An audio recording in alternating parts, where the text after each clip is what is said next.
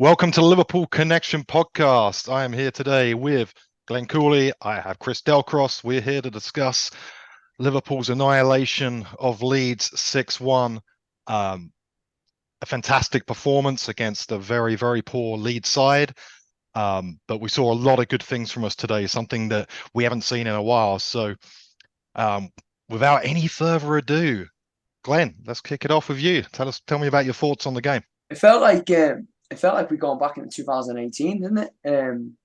Some of the goals we scored were just absolutely brilliant. Like that could, I mean, obviously different players, but that could literally have been a Liverpool team in 2017-18 season where we were just like 100 miles an hour, winning the ball back and scoring in about 4 seconds. But yeah, no, it was so good, especially after conceding so quickly in the first half. So absolutely buzzing seeing like pretty much all the forwards scoring as well. So absolutely brilliant. Delcross, what's your thoughts? Yeah, same. Same. It's good to see. I thought it was a real good performance. Now, a lot of people will say I was a poor performance from Leeds, but I don't want to take away from. I think we made them look that bad. I think we were really at it tonight, and it was the first game in a while that I think we put, probably 44 minutes, or yeah, what was it, 45 minutes of good football in this first half, and probably 44 minutes of good football in the second half. And as you say, yeah, it was good, quick, kind of hungry, speedy. Like Salah's, was it the first goal? Like he just took that. He never even looked, did he? Just let the ball go past him and bang without looking, and it was straight in. So that was good to see. It was good to see Gappo get one as well. Jota, obviously. But the whole way through, this is the thought I had. And you lads, tell me what you think it is. I was trying to figure out, is Trent playing well because the team is playing well, or are we playing well because he played well? That I thought he was good. I thought he was really good now today. I'm usually on his case a little bit, but I will say I thought he was dynamite tonight.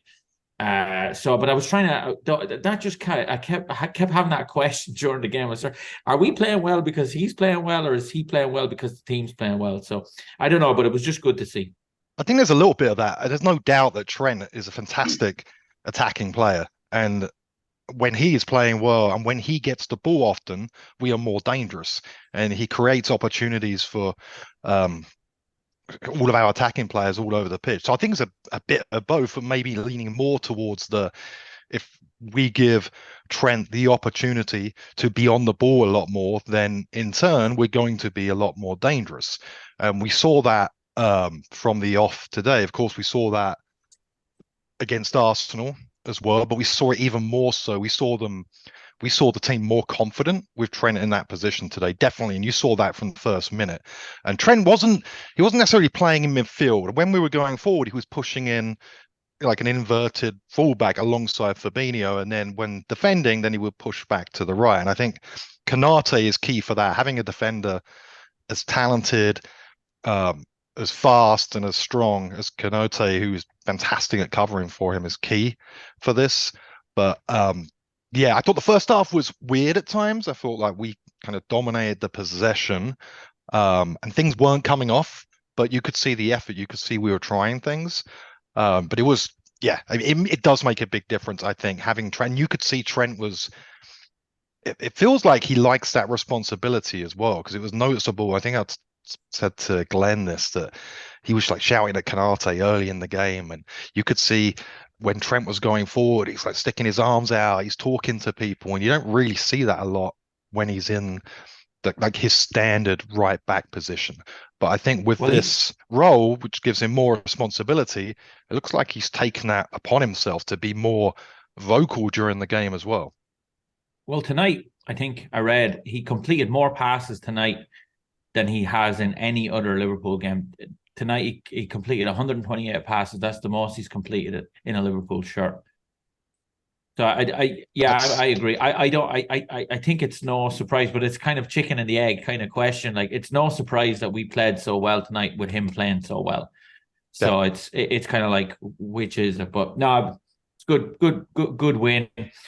Again, my prediction Wednesday night went went by the wayside 2-2. We battered them. What do I know? So it was good. Hey, what do any of us know? I predicted us to lose for the first time in weeks, so I'll continue to do that. So, Glenn, what do you think about the first half and the Jota, for example, first half? What was your Oh, thoughts like on him? honestly, I think for that first half, for the first 30 minutes, I think me and you, if we could, we would have. Not that me and you were proper wimps, so probably would have battered us both. But I would have done my best to fill Jota in for that 31st minute, for that first 30 minutes. Jesus, he was atrocious.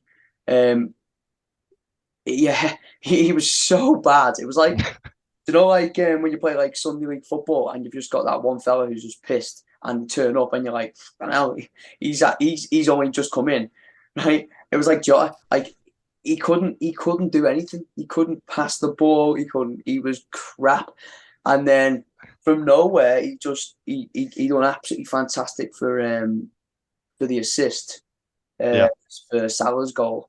And then the second half, he was brilliant. But first half in general, it was a weird one, wasn't it? Because I thought we started really, really bright, and I loved how we were sort of keeping it and taking it over and moving it side to side, and we weren't just keeping it to keep sake. We were doing really well, but Van Dijk was looking for those diagonals as well over to Salah, and Mm. some of his passing was really good. I just felt like our forward players in that first sort of 20 minutes or so, they weren't getting involved enough in the game, and we weren't finding them enough. But the goal absolutely just settled us down, and since then we sort of took charge. I will say though, this handball rule is absolutely insane, isn't it? Because Well, that could easily have been given for a handball. Like, let's be honest, it could have. But then you'll see that 10 times, and it'll be given 3 times, and it won't be given 7. It's mental. But yeah, no. Overall, the first half, I thought we controlled the game really well. But the 2 goals were absolutely class. the handball, yeah, I mean, you're right on that. I mean, you just don't know, do you? You don't know what they're going to decide on the day of the game. I mean, if that was against us, all right, we'd be complaining about it, no doubt. I mean, there was a handball against was it Harry Maguire at the weekend? Yeah. Which I mean, could easily have been given, but it wasn't. But See, it's I it's don't think either are handballs. By the way, I like as in what I think the handball rule is. I don't think the handballs, but yeah. anyway, I'm going on a bit of a tangent, maybe, but it's you see it 20 times that'll be given. That sort of thing will be given this year. But anyway, Telcross, what were you about to say then? Are you about to chip in with something really intelligent? On the handball.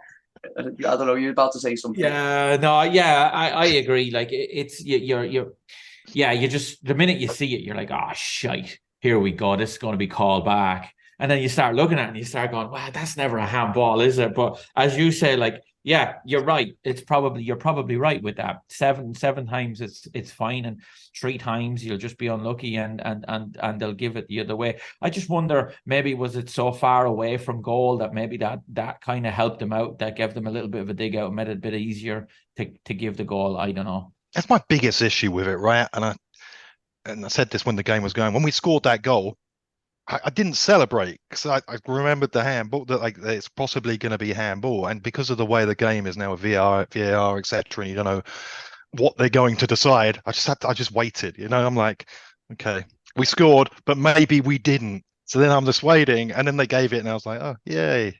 It's just so I've done that freaking all the time. irritating that you can't really celebrate unless you are like you're watching it and you're 100% that is not going to be disallowed. Then you can kind of like, whoa, Free kick. Or yeah, right. Yeah. that's about it. But it was very Liverpool of like I was saying at the start. It was very Liverpool 2018, or just Liverpool at their pomp. Were winning the ball back in the midfield, attacking at speed. How many times have you seen Trent overlap around Salah, little ball, cross other side of the pitch, tap in from Gakpo? You've seen that so many times. Yeah. And yeah, the both goals were were very old school Liverpool. The second goal was absolutely class from Jota. He stopped being pissed, and he did really well for that. And then it was a great finish from Salah, wasn't it? And That's what suits Jota. I think when he's running at goal and he's able to look up and slide those little passes and is good. When he's like more back to goal and the further away from the box he is, he kind of he's not. I don't think he's quick enough mentally to make the right pass at times, or maybe technically. But I think when he's driving towards the box, like with what he did with that pass for the goal, brilliant, fantastic. Yeah, I thought Robbo was really good for that goal as well, though, Yeah. to be fair. Wins the ball back down in our 18-yard box, turns and immediately just turns and just looks to burn and just go. And yeah, it's just basically what's needed. But I tell you what, wasn't it great to see a few of those lads coming on in the second half? They're like 4 out of the 5 substitutions tonight are like fucking hell. They probably could all and should be starting. So it's it's a bit late in the season, but still, it's good to see those lads come back now, and hopefully they'll have an impact from now till the end of the year. Well, let's move on to let's talk about the second half. So we come out for the second half, and then shit happens, and we're worried again because Leeds score early on, and we're like, oh my god, gonna disaster incoming. I've actually texted you, I think, and I don't know, I can't remember, but I texted you and said, first 10 minutes, if we don't concede here, we're sound. Yeah. And then about 30 seconds later, because I've looked at my text, 30 seconds later, I've literally just replied, oh, sound. I was literally just pouring a brew, and I just heard, oh, and he scored and go. Yeah, it was just so us, wasn't it? Bloody hell. And Kanate is one. I mean, Kanate's fantastic. He's been brilliant. As long as he stays fit, he's going to be a fantastic defender. And we haven't really seen that from him. He just said like a brain fuck almost, and it happened. And it is what it is. What I did like about that, though, it shows kind of a lot of centre backs would have collapsed after that, i.e., Lovren, for example, Maguire, for example. But what I liked about that, as Leeds scored, you see Kanate. And he kind of puts his head down a little bit, but then he's like doing this to himself, and he kind of G's himself back up, and there was nothing else in the game. In fact, he put in a brilliant tackle like a few minutes after that, which shows what strong mentality he has. But I mean, I think that's a one-off. You might see that every so often, but it was just it happens, right, Chris? Yeah, I think it was. Look, I think it spoke to the season that we're having.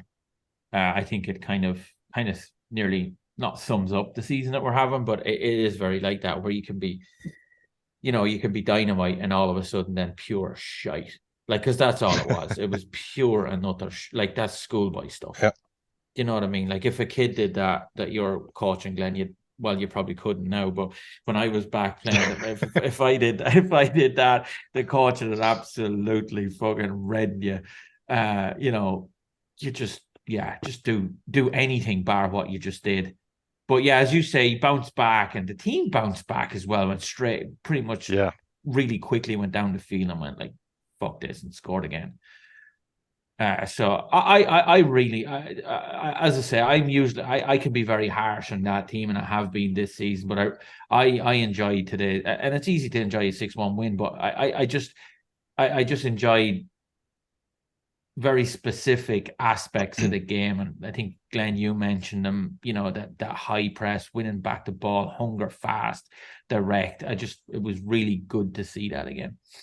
That was all from that third goal as well. It was same thing, really, winning the ball, middle of the pitch. I mean, am I right in saying this was the Jota one, wasn't it? There's been that many freaking goals, you can't remember. This was the Jota one and the Curtis pass, and he just finished it first time. Yeah. Yep. Yeah, that was the third one, wasn't it? What a pass that was, huh? Curtis Jones. Yeah, Curtis had. I felt like Curtis, like a couple of them struggled the first 20 minutes, sort of struggled with the pace. I think Curtis, Jota, like I mentioned, was a little bit slow as well. I think there's times where I think I could probably beat him in a race. But Curtis, I thought Curtis was really good, and as the game went, he grew into the game. But that pass was absolutely lovely. Just meant that it was such a great pace on the ball that Jota could finish it straight away. And it was a great goal, and it was needed, wasn't it? Because it was like straight away. Obviously, when they go 2-1 up, when it goes 2-1, their tails are up, and you think, right, okay, Liverpool score so quickly after it that burst their bubble there. So it was Well, their crowd was up, wasn't it? Right, and we didn't they started getting really up for the game, but we didn't allow that to continue because we scored so soon after that it basically deflated them, didn't it? I mean, they just pretty much collapsed after that. But I want to speak about Curtis Jones for a minute, just because that was a fantastic pass, and he's a player that hasn't featured much this season. He started the last 3 games. I think it's no surprise that I think this game was his best performance so far. And I thought, especially second half, he was very, very good. And there's no doubt technically he's a very, very good player. But do you see him as having a future? Do you see him as someone that can contribute to us going into next season? Or is this a player that maybe will be better off, being sold? What do you think about Jones? I think he's no, I think he's definitely got a future. I just think he's been so unlucky this year. I think definitely do think he's got a future. It's just a case of, well, and maybe we're going to do a podcast on this in a couple of weeks about what the Liverpool actual team is going forward, because we don't really know what it sort of looks like. But for me, he's got a future, 100%. Like ideally, he's maybe a fifth, sixth choice sort of centre midfielder, or maybe, I don't know. It depends. Again, a lot of it depends on how we sort of play. But I think, considering he's just got back as well, he's been out for a long, long time. He's got quality. He really does have quality. I think it suits him, doesn't it? A little bit the way we're, if Trent is going to play this role as we're, pushing forward. I think it suits players like Curtis Jones a little bit better, who is pretty good technically. So I mean, of course, he's English as well, which helps, and you need the English players, especially if the likes of Oxlade-Chamberlain going to be off, and who knows with Milner, etc. But Delcross, Curtis Jones, what do you think? So I think a lot will come down to I think Glenn hit on it there a little bit at the end. I think a lot, whether he has a future at Liverpool or not, will depend an awful lot on how he sees his role at Liverpool Football Club. I personally don't think that he's good enough to be nailed on one of your main 3 midfielders week in, week out. I don't think he's going to get there. Could be totally wrong. He's young. There's still, he probably has still a little bit of time to make I think he needs to take another step, maybe even 2 steps, to be that type of player. There's no doubt he's got ability, but I just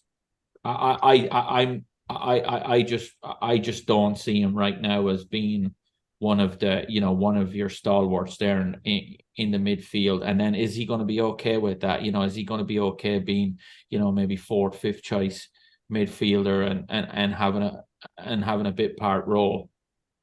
That I think that'll ultimately decide whether he hangs around or he doesn't. I think there's no doubt Klopp rates him. He stuck him in there the last few games. He kind of started, I think it was against Chelsea, kind of out of nowhere. He kind of was like, here, on you go.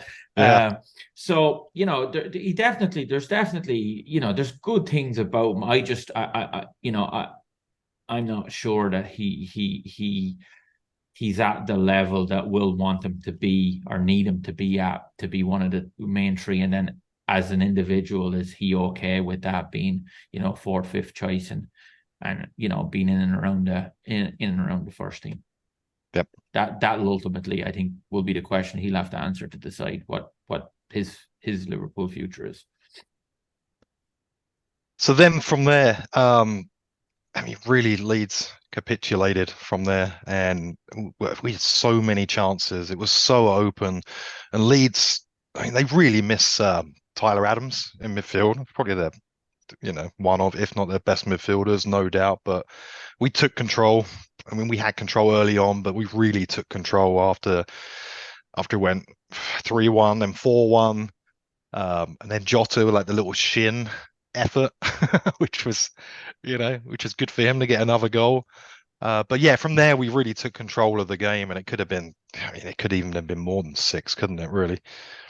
Yeah, I actually, do you know what I really loved? It didn't count in the end, but I love the Salah one that didn't count. You know, where Trent, because everyone thought Trent was shooting Yeah, the little free kick, and then Van Dijk knocking over. I thought it was a really creative free kick. You don't really see that many creative sort of free kicks anymore.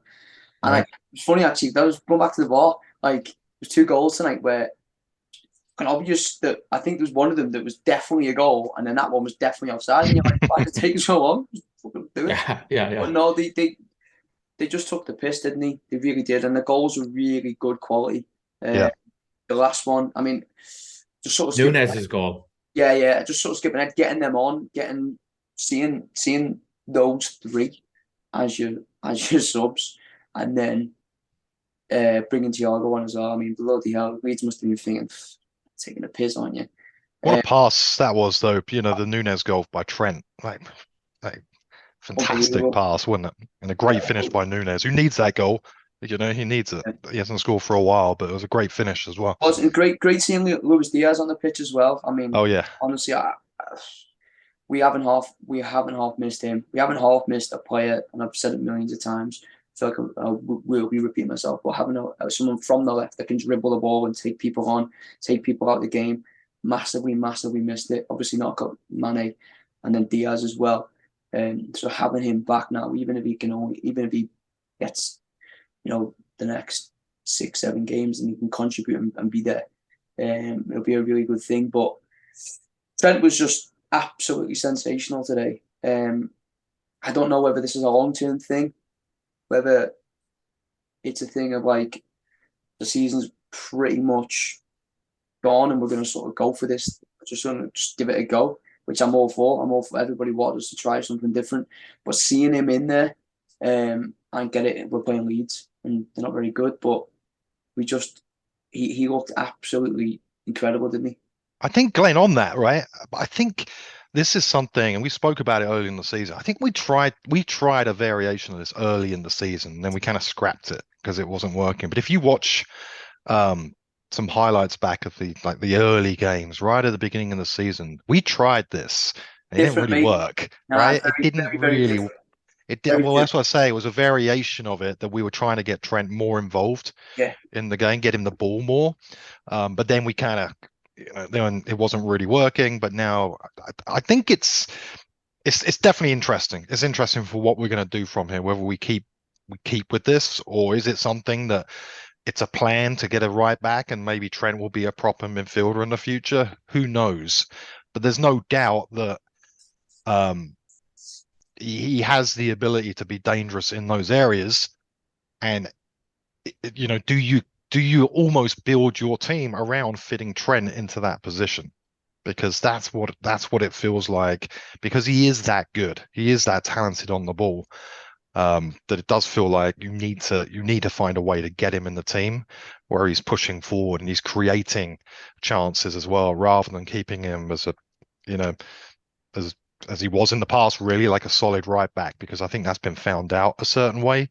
So I think to get him more involved with us going forward makes sense. Whether it's going to be in that same position where he is at the moment or in midfield, who knows? Don't know. Yeah, I don't know. I think it's really, really interesting. And I go, if everyone wants to go and have a check out on there's a Redmen video. It's called The Deep Dive, and it's about Trent and playing in this new position.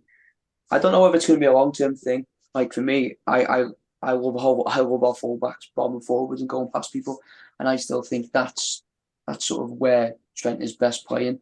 I did enjoy it today, and I did enjoy seeing him there. Long term, do I think it is the way that we're going to go? I don't. But to have it as an option, is an awful decent option. But I think more than he's not playing in midfield though. Like everyone's saying, he's playing in midfield. He's not. He's like not. you were saying before, a lot of the Yeah. time, there's always times in the game where he's actually in right back. He just Yep. comes basically when we've got the ball and we're trying to like dictate the play. When he does go in there, that means that Robertson's sort of coming in and making a three, the pack, which isn't really sort of his game either. I don't know, Delcross, what do you think, mate? I don't know. I honestly, I don't know. I don't know much. I haven't much of an opinion on that, to be honest. I think if that was something that was in the works, I think with the season that we're having, I think it would have happened an awful lot earlier. I will say this though. I think tonight can only do Trent the world of good, because he was a fella that looked like for weeks and months nearly that he has the weight of the world on his shoulders. And he kind of played a little bit. It played a little bit like that. I think tonight having such a good game, because it wasn't just like, oh, he played well. He played very well tonight and was involved in most of what Liverpool done well. I think it'll only do his confidence the world of good, and to kind of take a little bit of weight off those shoulders a little bit, and kind of I think it'll remind himself, yeah, I am a world class player, and I can still I can still play a bit, and I think going forward, I don't know. Because as you say, it's kind of weird. It's like, I don't know. Watching the game, you say, yeah, he's in midfield, but as you say, he's not a midfielder. He's there was parts of the game tonight where he was like right back. So it's kind of hard to say like what I don't really know what they've told him, or what he's really doing. But I do know that he was mustered tonight. And one player that he might go under the radar a little bit just because Trent was so good, and obviously Salah got two and Jota got two. But I thought Gakpo was excellent tonight, and he was very good in the first half, and I thought he was brilliant in the second half. I mean, that kid, like his first touch, his awareness of where other players were. I mean, you're starting to really see now of why we have brought him in, and he does look like someone that we unfortunately Firmino is going to be off at the end of the season, but Gakpo in basically very similar, if not same role, looks like he can do that job. He was really good. Yeah, I really like. I've been saying it for ages. There's been so much of his game that I really like. And you get a preseason, get a preseason under his belt, and then get everyone back. Jota, Jota, Diaz has done that. Everyone gets a preseason and whatever. I think he's going to be absolutely mustard. Obviously, Trent was quite easily the man of the match today, but I think after Trent, it would have been Gakpo for me. Yeah. I thought he was bright. I thought he brought people into play. Yeah, I really like him. So yeah, Delcross. Yeah, it's coming together. Yeah, it's coming together for him now. I think, yeah, it's starting to come together for him now. A few goals, more and more games, more and more minutes, more training with the lads. You can see there, like, he knows where he needs to be. He knows where he knows where other players should be. Again, when you start getting that knowledge and getting that stuff, it's football's not that difficult to play. So I think, he does look like he's coming good. He is a good footballer, and he will be an important player for us next season, without a shadow of a doubt. And we'll wrap this up with one more thing.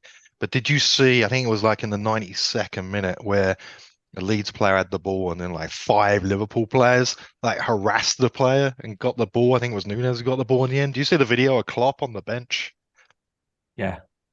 Brilliant, Love it. right? That's why we love him, right? I mean, it was fantastic. That took me back almost to when, like, early on, when he, one of the first seasons, when he was the first or second season when he joined us, when Milner made that amazing tackle right in front of the bench at Anfield, and Klopp is like, come on, he's turning around, getting the crowd up.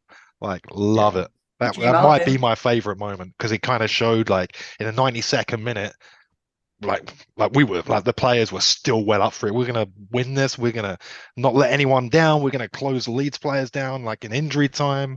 That was fantastic. that he actually come out, didn't he, and said that was his favourite part of the whole game. Yeah. Did he say that after the Yeah, game? That doesn't surprise me at all. Carragher done an interview with him for M&F. Yeah. And, he come out and said that my favourite part is my favourite part of the game. It just showed you like how much we, working and basically wanted to work for each other. Yeah, do you know what though? Just before we go, does this mean that Everton are going to go down? I don't think we're going to. I don't think. I think the two of them are. I said it to you there. I think Everton and Leeds will stay. I think the three that are down there now are gone. Oh, I don't know. After that, that's my opinion. I mean, Leeds have conceded what 11 goals in 2 home games. Leeds look like maybe. I didn't see anything from Leeds. Oh, I don't know. And Leicester, I mean, showed some fight against Man City second half, but Leeds weren't very good, were they? If Everton go down, if Everton stay up on goal difference, and Leeds go down, I will be fuming. 1 goal. I know, yeah. 9 points. Yeah. So we're 9 points away from top 4. Oh, you read any chance at all? You read my mind. You read my mind. I mean, with Liverpool, right? You don't write anything off until it's mathematically impossible. So there is still a chance, and you'd have to be, you can't not believe. I mean, it's very unlikely we're going to do it because Newcastle, Man United have to drop a fair few points, but they lose a couple of games here and there, and Newcastle weren't great the other day, and Man United have a few injury problems. You never know, but there's a very, very, very tiny chance, but we'll see. There's a tiny chance, and I tell you, if we think we've a tiny chance, you're gonna laugh here now, but I think Villa might start thinking that they have a bit of a chance now as well. And Newcastle have a couple. Their next 2 games. What is it? Spurs. Is it Spurs and Arsenal? Spurs. Yep. Spurs and Arsenal are our next 2 games. So yeah. I think who have we got? Forest. We'll see. Forest and what are our next 2? Forest and West Ham. Yeah. So all of a sudden you could be 3 points behind them. Right. Yeah, they can change pretty quickly, can't it? And we've seen that. So while it's unlikely, we'll see how the table looks in a couple of weeks because it could look very different. Where we're thinking, it's on now.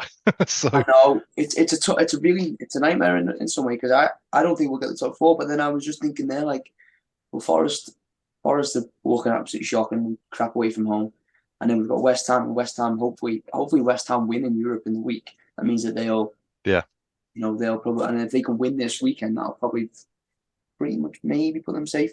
So you think that maybe West Ham is West Ham at home? West Ham's away. It'll be away. Yeah, that'll be tough to West Ham's away. Yeah. But God, I don't want to get sixth. I don't want to. No, of course. So like, there's a part I want to get like. So my thing is like for the end of the season, I want to have like little glimmers of hope and little things that you can like hang your hat on to like get you excited about for next season. But I don't want to be playing in like freaking the middle of July and playing like Tesco FC in freaking Switzerland. You know what I mean? I've got no interest. I've got no interest in all that. So, so 13-2 Liverpool to finish top 4, 6.5 to 1. They're going 1-3 Newcastle.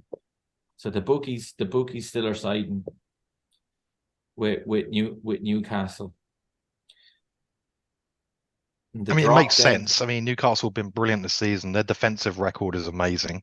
They've got a few players. Almiron is fit again. He was a big loss while he was out. He came on the other day. So I think Newcastle will make top 4. I think Man United is the question with the injuries. Was it Rashford and the tiny centre back, Martinez being out, etc. I think United will finish.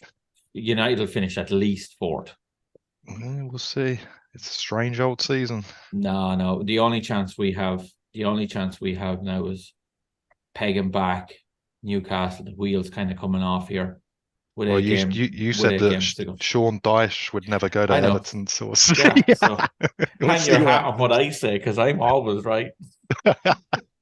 So, all right, we'll wrap it up.